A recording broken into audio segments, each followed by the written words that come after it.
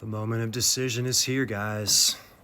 We are here. This is the appointed time. And yes, we are also still here. Today is the last day of the outer bounds of the last possible time zones around the world, if you look at it that way. The ceremonial time of this feast is coming to an end. So what does it mean? Well, guys, if we were all drawn here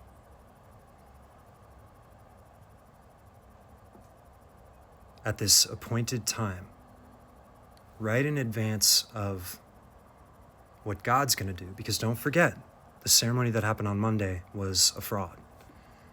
There was no moon.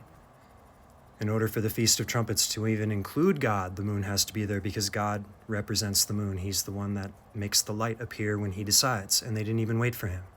So they missed him. And now they're marrying their God to a political system officially for the whole world to see.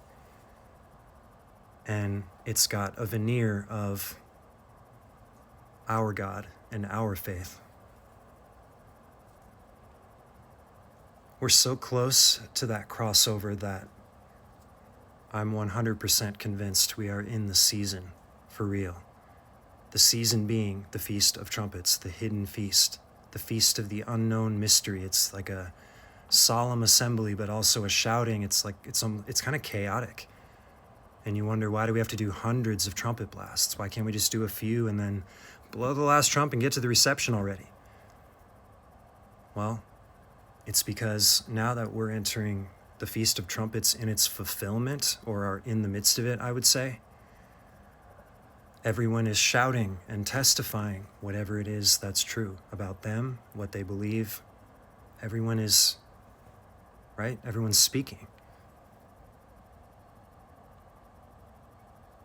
It's chaos and confusion until you start to really recognize that, yeah, this feast has never been fulfilled, so we don't know what it looks like. Just like the people who were supposed to be performing the ceremony, who aren't doing it right anymore, were supposed to do it without even knowing what it was for. But because we, as children of God, who were drawn here to this moment for reasons that we don't fully understand, but we know it was of God because we just know, because he walks with us throughout our lives, and he meets us where we're at, and he puts us on the paths we're on that lead to points like this. If you're like me, which it seems like thousands of you that have found me are, which is amazing, I had no idea there were other people out there.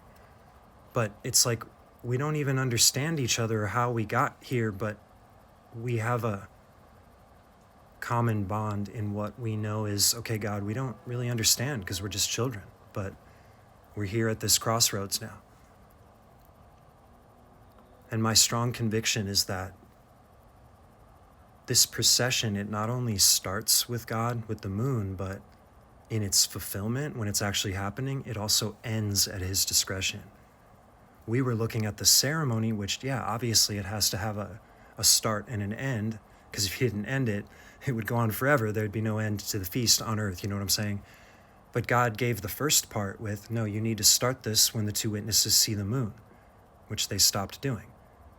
But the purpose of that was to show that this feast is a solemn assembly that God meets you at an appointed time that you need to stay in tune with in whatever ways he does that in your life. And as we're seeing, we were all tuned in a way that led us to this moment. So yeah, could it be one of these other calendars or something like that when the rapture finally happens? Because guys, yeah, the rapture comes at the end of the feast when God decides it's over. So yeah, it could end up landing on one of those, who knows? But what resonates with me now that I know I'm at the appointed time and no longer need to look for any other appointed time, that's how I feel, that's my conviction, is that I can rest now. It'll happen at any moment. God has flipped a much smaller hourglass of imminence now, that it's going to be in the blink of an eye. Within this season, within this feast, as he conducts the feast. So yeah, guys, keep the fire going. I mean, Like I said, I think imminence makes more sense right now because really we want to focus on getting everything complete. Like I have to shift back to when I came on here, I realized it completely shifted everything from what I was working on here, which was also part of this. And it's like it kind of rocked my health and I realized, yeah, this is a big deal what I'm doing. And so I didn't have anything for you guys yesterday, but I'm back here. I want to let you know everything's okay. I'm juggling a lot of different things, and so what I want to leave you with is keep doing what's before you, even if it's boring, hard work. Like I'm doing a lot of cleaning and reno, and it's just tough labor all the time. And it seems like most of my life has been like this, and it's like, God, I'm so tired, But it's just like a little longer, guys, a little longer.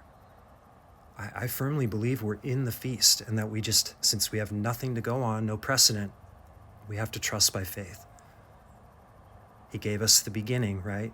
The moon in this case was him bringing us all together at the beginning, just in time for this pre-wedding feast gathering.